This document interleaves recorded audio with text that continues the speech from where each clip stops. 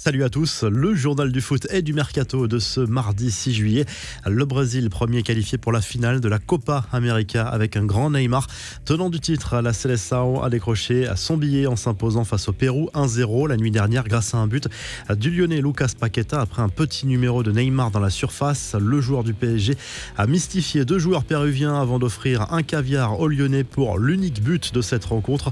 La star parisienne espère affronter l'Argentine en finale. L'autre demi-finale oppose la nuit prochaine l'Albi Céleste à la Colombie. Je suis pour eux parce que j'ai des amis dans cette équipe, mais c'est le Brésil qui va gagner la finale, a promis Neymar. Ce dernier a également placé un tacle à l'arbitre de la rencontre, le Chilien Roberto Tobar. L'arbitre ne peut pas faire ce qu'il a fait, c'est un manque de respect pour tous les joueurs, sa façon de parler, de regarder ce qu'il dit aux joueurs sur le terrain. Dès la première minute, je suis allé lui parler et il était arrogant pour moi.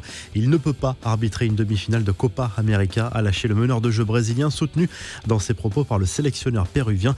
À la suite de l'affaire Dembélé-Griezmann, cette ancienne vidéo ressortie 2 ans après dans laquelle l'ailier blaugrana tenait des propos racistes contre la communauté asiatique et sur laquelle on aperçoit Griezmann en train de sourire devant ses propos.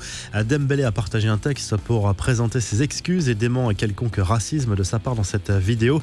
Défense plutôt maladroite d'ailleurs. Il se trouve que la scène se passe au Japon. Elle aurait pu se dérouler n'importe où sur la planète. J'aurais utilisé les mêmes expressions.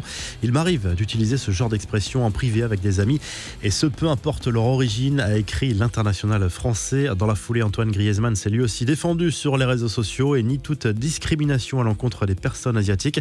Depuis quelques jours, certaines personnes veulent me faire passer pour l'homme que je ne suis pas, a assuré le joueur du Barça. Les infos et rumeurs du mercato. Et justement, on retrouve Antoine Griezmann qui, selon le quotidien Sport, pourrait être sacrifié par ses dirigeants pour parvenir à prolonger le contrat de Lionel Messi. L'attaquant français dispose d'une grosse valeur marchande qui pourrait soulager le Barça en cas de vente. Le PSG de son côté continue d'affoler le mercato. L'affaire est conclue pour Sergio Ramos qui débarque au Paris Saint-Germain avec son expérience incroyable. 4 Ligues des Champions, un titre de champion du monde en 2010 et des sacres à l'Euro en 2008 et 2012. Après Wijnaldum, Hakimi, Donnarumma et Ramos, Leonardo reste à l'affût pour enrôler Paul Pogba. Des discussions ont lieu avec son entourage et le milieu de terrain des Bleus semble de plus en plus ouvert à l'idée de rejoindre la capitale française. Florentino Pérez, lui, a bien tenté de jouer un sale coup au Paris Saint-Germain. Selon le Parisien, le président du Real Madrid a bien tenté de convaincre Mauricio Pochettino cet été avant de rappeler Carlo Ancelotti. Le technicien parisien a poliment refusé. Franck McCourt met un coup de pression aux dirigeants marseillais alors que l'OM réalise un mercato ambitieux. Le propriétaire américain annonce la couleur dans une interview à l'équipe. Pour lui, son club doit jouer la Ligue des Champions chaque année. À la surprise, Jocelyn Gourvenec, nommé entraîneur du LOSC en remplacement de Christophe Galtier. Un choix qui interroge dans la mesure où l'ancien coach de Guingamp et de Bordeaux n'a plus entraîné depuis plus de 2 saisons. D'autres noms avaient circulé: Claudio Ranieri, Lucien Favre, Patrick Vieira, Thiago Motta ou encore Laurent Blanc. Enfin, Rennes casse sa tirelire pour Loïc Badé. Le défenseur central de 21 ans s'est officiellement engagé avec le club breton. Le RC Lens récupère environ 20 millions d'euros, bonus compris. Les infos en bref, Jean-Michel Aulas s'appelle à Canal+ à la raison. Le président lyonnais a confirmé sa volonté de voir le diffuseur historique du championnat de France figurer parmi les diffuseurs de la Ligue 1 sur la période 2021-2024. Officiellement, Canal+ est toujours propriétaire d'un lot de 2 matchs par journée, mais l'arrivée d'Amazon a contrarié les patrons de la chaîne.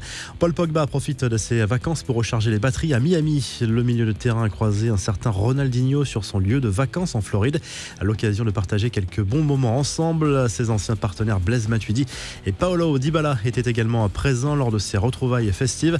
Enfin, Cristiano Ronaldo profite lui de son yacht de luxe estimé à plus de 6 millions d'euros. Il s'y prélasse actuellement avec sa famille au large de Madère, son île d'origine. Un petit bijou avec cuisine moderne à bord, plusieurs salles de bain, 2 espaces de détente, un immense salon et une somptueuse salle à manger. La revue de presse, le journal L'Équipe consacre sa une à Sergio Ramos qui a accepté de rejoindre le PSG pour la suite de sa carrière. Un monument à Paris, titre le quotidien sportif qui met en avant la carrière incroyable du défenseur espagnol.